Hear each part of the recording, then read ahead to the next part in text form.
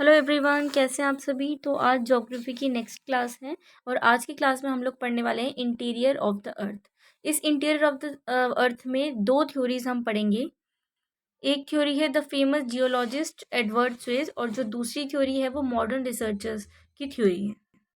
पहले हम जो थ्योरी पढ़ेंगे उसमें से कुछ बातें सही मानी गई और कुछ को निगलेक्ट कर दिया गया और उन सबको ओवरकम किया गया नेक्स्ट वाली जो थ्योरी थी मॉडर्न रिसर्चेस वाली। तो चलिए स्टार्ट करते हैं वीडियो और समझते हैं ध्यान से। इस इंटीरियर ऑफ द अर्थ में सबसे पहले हम किस पोर्शन के बारे में पढ़ने वाले हैं वो मैं आपको बताती हूँ। सबको पता है बट बिल्कुल ही बेसिक से लेकर चल रहे हैं हम ताकि अच्छी तरह से समझ में आ सके। ठीक है, तो ये है हमारी अर्थ। ठीक है, इस अर्थ को अगर मैं इस अर्थ का इतना पोर्शन निकाल दूं, इस अर्थ का इतना पोर्शन निकाल लूं, इतना पोर्शन मैं निकाल कर इस वाले पार्ट को अगर मैं रब कर दूं, इस वाले पार्ट को अगर मैं रब कर दूं तो ये वाला पार्ट बचेगा। अब जो मैं आपको आगे बताने वाली हूँ वो बेसिकली इस वाले पार्ट की स्टडी के बारे में बताने वाली हूँ। ठीक है, ये इसको पढ़ने का मतलब है हमने पूरी अर्थ के बारे में ही पढ़ लिया। ठीक है, हम इस अर्थ में से एक छोटा सा पोर्शन निकाल लेते हैं ताकि हमें पढ़ने में आसानी लगे। जो ये वाला पोर्शन पढ़ेंगे ऑब्वियसली बाकी सारी अर्थ वैसी ही होगी। ठीक है, तो बिल्कुल बेसिक से इंटीरियर सबसे जो अंदर वाली लेयर होती है, ठीक है, जिसे हम कोर कहते हैं। ठीक है, उसके बाद यहाँ पर होता है मेंटल और यहाँ पर होता है क्रस्ट। This is core. ठीक है, अगर मैं अब इस वाले पोर्शन को हटा दूं तो हम बेसिकली इस वाले पार्ट की स्टडी करने वाले हैं। हमारे एक बहुत ही फेमस जियोलॉजिस्ट है जिसका नाम है एडवर्ड स्वेज। इन्होंने अपनी एक थ्योरी दी। ठीक है, इन्होंने अपनी एक थ्योरी दी। सबसे पहले तो इन्होंने डेंसिटी ऑफ द अर्थ बताई, निकालनी बताई और मोस्ट एक्यूरेट निकाली, जो कि हम आगे डिस्कस करने वाले हैं। उसके अलावा इन्होंने शेप ऑफ द अर्थ के बारे में भी डिस्कशन करी। ठीक है, उसकी भी थ्योरी दी। उन्होंने कहा था कि जो अर्थ है वो एकदम गोल नहीं है। उन्होंने कहा जो अर्थ है वो जियोड शेप की है। जियोड शेप कौन सी होती है? यहाँ से चपटा, यहाँ से चपटा और थोड़ा इस टाइप, इसे कहते हैं जियोड। मतलब यहाँ से गोल ना होकर के ऐसे है, दोनों साइड से पिचका हुआ और इस साइड से उभरा हुआ, that is known as geoid shape.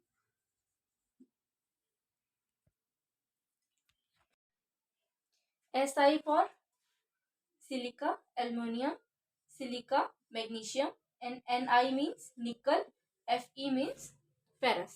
ठीक है, तो बेसिकली उन्होंने ये थ्योरी बताई थी कि ये 3 लेयर्स होती हैं।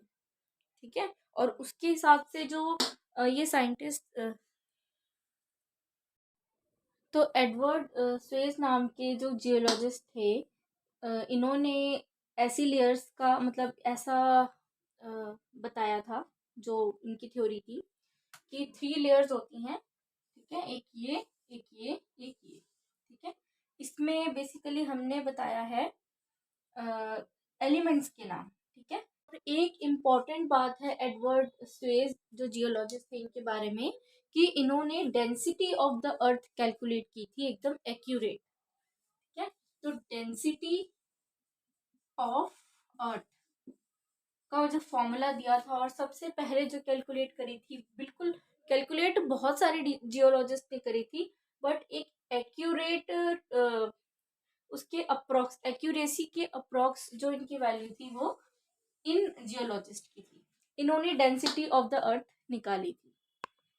तो अब बेसिकली हम समझते हैं कि अर्थ की डेंसिटी निकाली कैसे इन्होंने। ठीक है, तो सबसे पहले मैं आपको ये बताऊं, जो ये वाला क्वेश्चन था ना, इन्होंने कहा था कि ये एसिडिक है। हम क्या पढ़ रहे हैं? हम बेसिकली पढ़ रहे हैं theory, theory of Edward Suez. ये एक जियोलॉजिस्ट, ठीक है, बहुत बड़े जियोलॉजिस्ट थे। तो इन्होंने कहा था कि जो ऊपर वाली सियाल वाली लेयर है ना, ये एसिडिक होती है। और जो मिडल वाली लेयर है ये बेस होती है, ठीक है। और जो थर्ड वाली लेयर है यानी कि जिसे हम निकल और फेरस से बनी हुई है, ये वाली जो लेयर है ये लिक्विड है, ठीक है। ये एक लिक्विड फॉर्म में है, ठीक है। तो डेंसिटी, हम डेंसिटी की बात कर रहे थे कि इसकी डेंसिटी कैसे निकाली। देखिए, डेंसिटी निकालने के लिए उन्होंने सबसे पहले तो इसकी डेंसिटी निकाली, ठीक है। इस वाले पार्ट की डेंसिटी इन्होंने निकाली,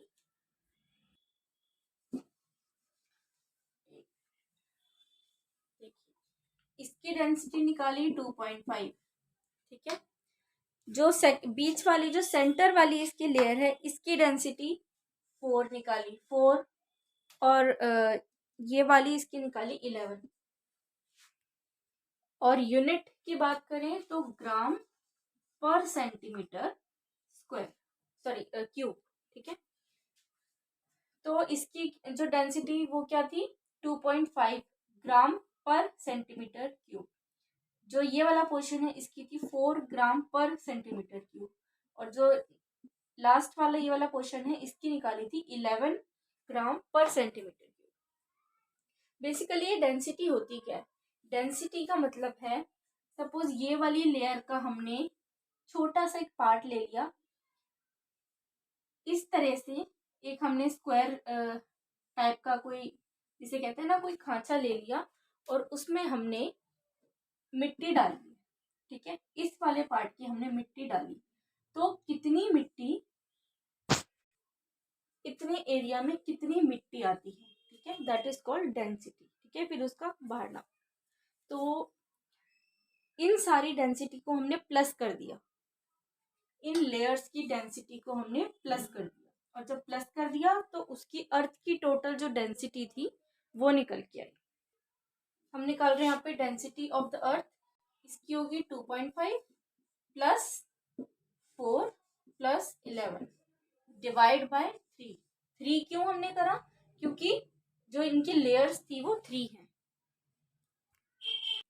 अब अगर हम इन सबको सॉल्व करेंगे, इसको ऐड करेंगे, तो हमारी डेंसिटी आ जाएगी 5.5 ग्राम पर सेंटीमीटर क्यूब, ठीक है। मतलब कि जो एडवर्ड चुएस थे, ये जियोलॉजिस्ट थे, इन्होंने the most accurate density of the earth find out करी थी, दैट इज 5.5 ग्राम पर सेंटीमीटर क्यूब। तो यहाँ पर हमने सीखा कि डेंसिटी कैसे निकाली थी, ठीक है। और उसके बाद हमने थ्योरी पढ़ी, एडवर्ड स्वेस की थ्योरी पढ़ी, उनके अकॉर्डिंग ये थ्योरी थी, ठीक है। अब इस वाली थ्योरी के कुछ पार्ट्स को माना गया, कुछ को नहीं माना गया। उसके बाद एक मॉडर्न रिसर्च हुई और उसने ये वाली जो थ्योरी थी इसको निग्लेक्ट कर दिया। निग्लेक्ट मीन्स कुछ बातें मानी गई और कुछ नहीं मानी गई, ठीक है। तो अब हमें पढ़नी है इसके बाद जो मॉडर्न थ्योरी, मॉडर्न जो रिसर्चर्स थे, उन्होंने जो अर्थ की थ्योरी निकाली थी वो किस पे बेस्ड थी, ठीक है, वो हम बेसिकली पढ़ेंगे, ठीक है। तो हमने ये वाली थ्योरी कंप्लीट कर ली, एक बार क्विक रिवीजन कर लेते हैं, ठीक है।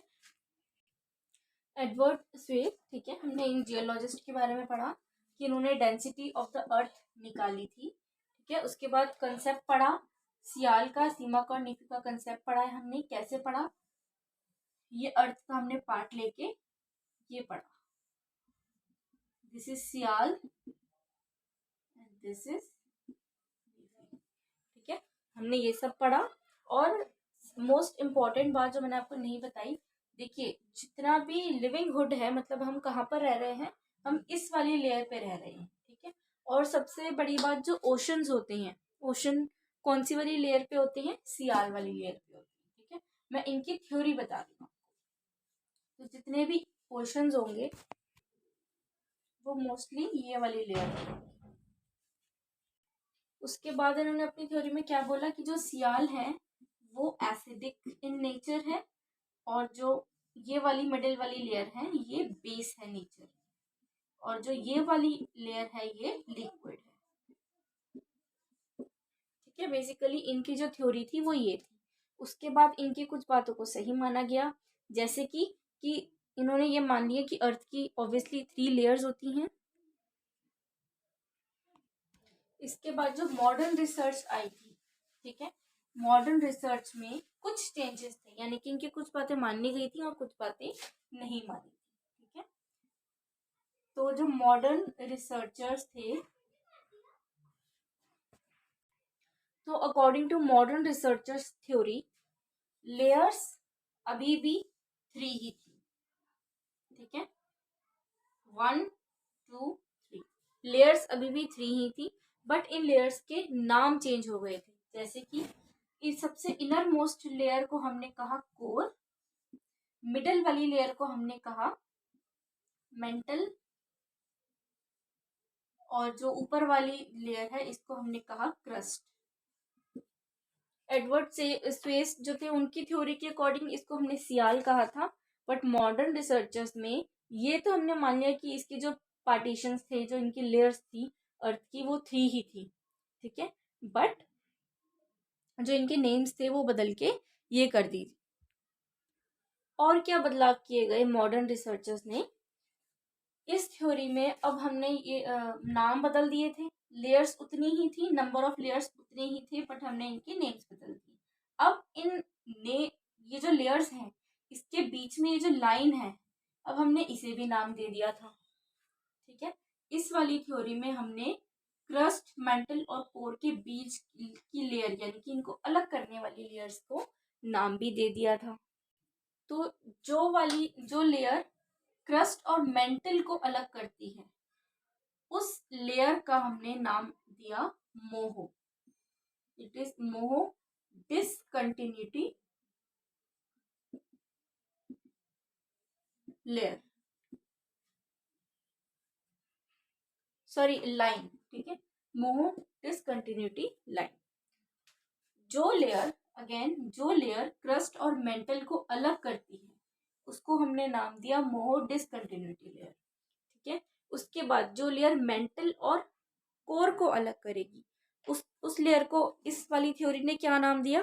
That is Gutenberg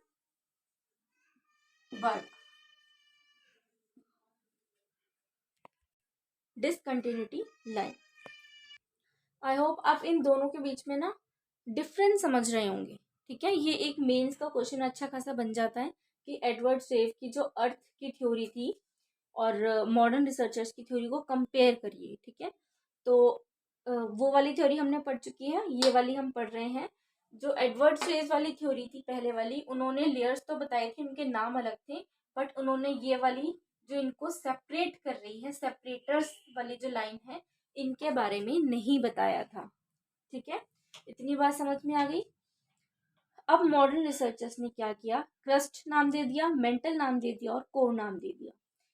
in layers को अलग करने वाली लाइंस का नाम दे दिया, that is Moho discontinuity line and Gutenberg discontinuity line, ठीक है। नेक्स्ट अब क्या पॉइंट आएगा? मॉडर्न रिसर्चर्स ने कहा कि जो क्रस्ट है ना, क्रस्ट, ये फर्दर डिवाइड है 2 लेयर्स में। क्रस्ट को भी फर्दर डिवाइड कर दिया 2 लेयर्स में, और मेंटल को भी फर्दर डिवाइड कर दिया 2 लेयर्स में, कोर को भी फर्दर डिवाइड करा 2 layers, that is upper crust, lower crust, upper mantle, lower mental, upper core, lower core, ठीक है। इतना समझ में आया? मैंने बहुत ही आराम से और बहुत ही क्लियरली समझाने की कोशिश की है। पहले इन लेयर्स के नाम दिए, फिर इन लेयर्स को मॉडर्न रिसर्चर्स ने फर्दर डिवाइड किया अपर और लोअर में, इसको भी अपर और लोअर में, इसको भी अपर और लोअर में। अब जैसे हमने इसको नाम दिया था, इसको नाम दिया था, ऐसे जो ओनली क्रस्ट को डिवाइड करती है लाइन, अब हमने इस लाइन को नाम दिया, इसको दिया। अब हमने इसे फर्दर डिवाइड किया ना, इन लाइंस को भी नाम दे दिया, और इस वाली लाइन को भी नाम दे दिया, और इस वाली लाइन को भी नाम दे दिया। तो अब इनके जो नेम्स है वो क्या है? सबसे पहले जो अपर क्रस्ट और लोअर क्रस्ट को जो लाइन डिवाइड करती है उसका नाम है कोलोराड डिसकंटिन्यूटी लाइन। जो अपर मेंटल और लोअर मेंटल को अलग करती है उसका नाम है रेपती, और जो अपर कोर और लोअर कोर को जो लाइन डिवाइड करेगी उसका नाम है लेहमन। ठीक है, इतना समझ में आया? और मॉडर्न रिसर्चर्स वाली थ्योरी में और क्या क्या बोला गया? इसके अलावा एक पॉइंट और आता है, इन्होंने कहा कि जो मैग्मा है, ये जो मैग्मा है ये प्लाज्मा फॉर्म में है। ये कौन सी? ये जो मेंटल है, मेंटल में जो मैग्मा होता है वो प्लाज्मा फॉर्म में होता है। एडवर्ड सेज वाली थ्योरी में इसके बारे में कुछ बताया नहीं गया था। उसके बाद बात करते हैं कोर के बारे में। उसके बाद इन्होंने बोला कि जो कोर में जो आयरन है Fe यानी कि आयरन, वो अबंडेंट में मिला है। ठीक है, इसमें आयरन बहुत ज्यादा है। दैट्स वाई इस वाले जो कोर वाला पोर्शन है इसमें ग्रेविटेशनल फोर्स बहुत ही ज्यादा है। ग्रेविटेशनल फोर्स बहुत ही ज्यादा है। आयरन की अबंडेंट है, यहाँ पर ग्रेविटेशनल फोर्स ज्यादा है, तो हर चीज को अपनी तरफ खींच के रखता है ये वाला। उसके बाद जो मॉडर्न थ्योरी थी उसमें इनकी थिकनेस के बारे में भी बताया गया। थिकनेस इन द सेंस कितना कौन सा पार्ट है। ठीक है, सपोज ये, मैं इसको दोबारा से बना रही हूँ वरना थोड़ा हौच-पौच हो जाएगा। ये कोर है, ये मेंटल है और ये क्रस्ट है। कोर कितना पार्ट है, क्रस्ट कितना पार्ट है और मेंटल कितना पार्ट है, इसके बारे में भी इस थ्योरी ने स्टडी किया। ठीक है, और उसके बाद रिजल्ट क्या निकला जब इन्होंने नापा इन द सेंस वो अर्थ के नीचे आज तक कोई भी नहीं जा पाया है। तो उन्होंने जितनी भी थ्योरी है, मैं भी आपको बताऊंगी इसके बाद, जितनी भी थ्योरी है ये सब इनडायरेक्ट थ्योरी है। ठीक है, डायरेक्ट थ्योरी नहीं है। इसका मतलब भी मैं बताऊंगी। देखिए, जो क्रस्ट है वो सिर्फ 1% है। क्रस्ट कितने परसेंट है? 1%, यानी कि बहुत ही पतली लेयर है। और जो हमारे समुद्र होते हैं, ओशन होते हैं, वो इसी लेयर पे होता है। ये पूरा का पूरा ओशन है।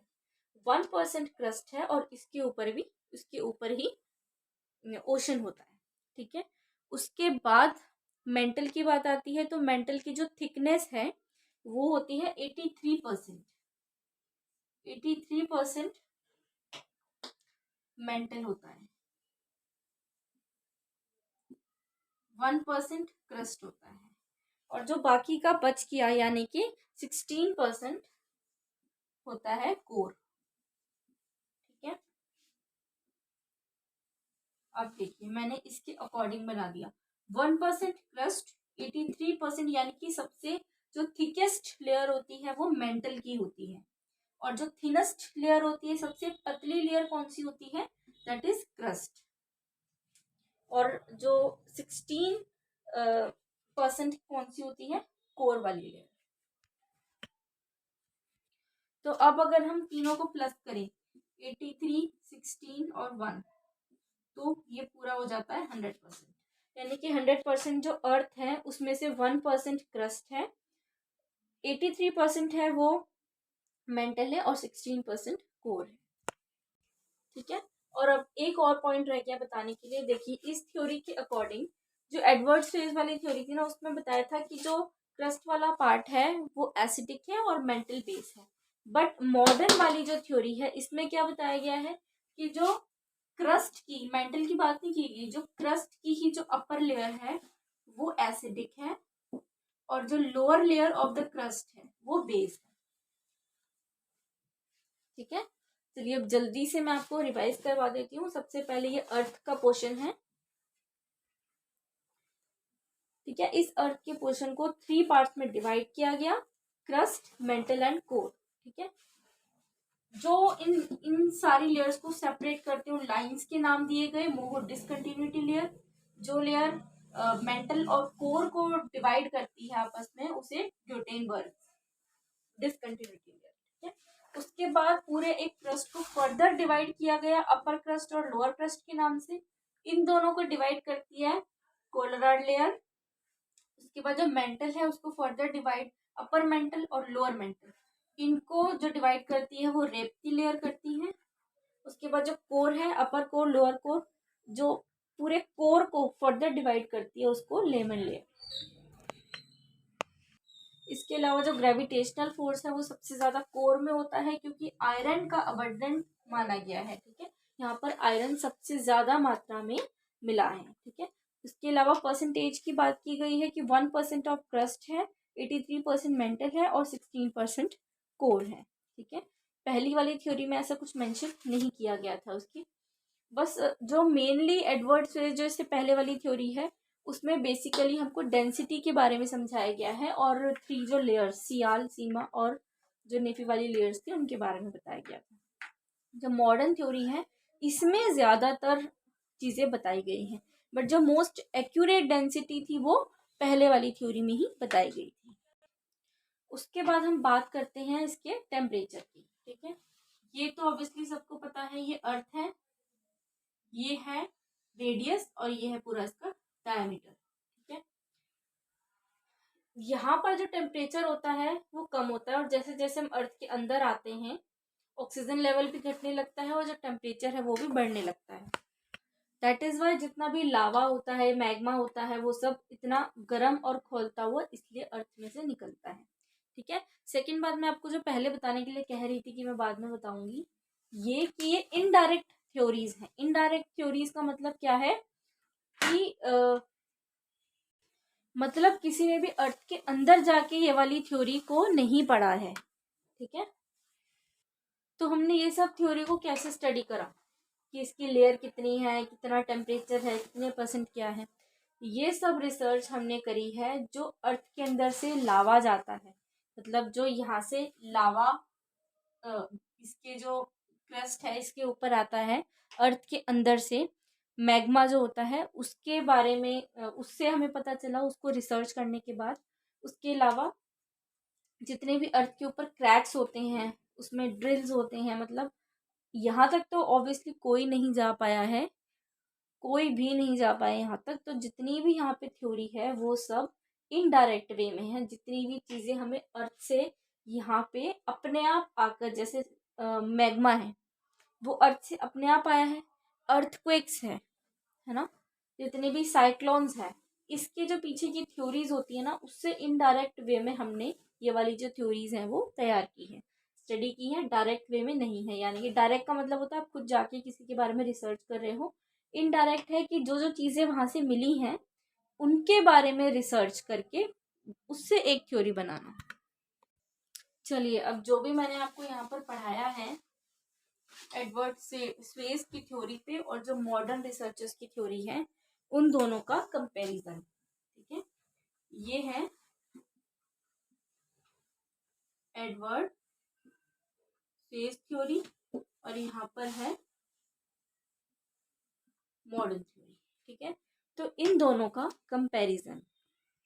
ठीक है, अब मैंने पूरी क्लास में आपको इतने अच्छे से एक्सप्लेन किया है, ये वाला होमवर्क आप खुद करोगे। ठीक है, मेन पॉइंट्स लिखना कि इसमें सीमा, सियाल और नीपी और उसमें क्रस्ट, मेंटल और कोर। ठीक है, इस टाइप का हमें डिफरेंस लिखना है कि किसने क्या इसमें क्या क्या पॉइंट्स थे मेन, ये वाली थ्योरी ने क्या कहा और ये वाली थ्योरी ने क्या कहा।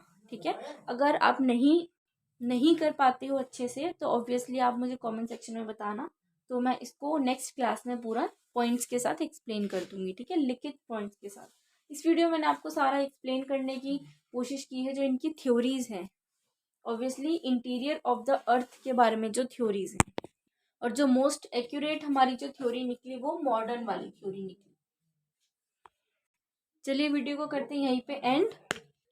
वीडियो अच्छी लगी हो तो प्लीज़ लाइक शेयर सब्सक्राइब ज़रूर कीजिएगा। Thanks for watching. और जो भी डाउट है इस वीडियो के रिगार्डिंग वो आप कमेंट सेक्शन में पूछ सकते हैं। नेक्स्ट वीडियो में आपको एक्सप्लेन करने की पूरी कोशिश करूँगी। बाय, मिलते हैं नेक्स्ट वीडियो में।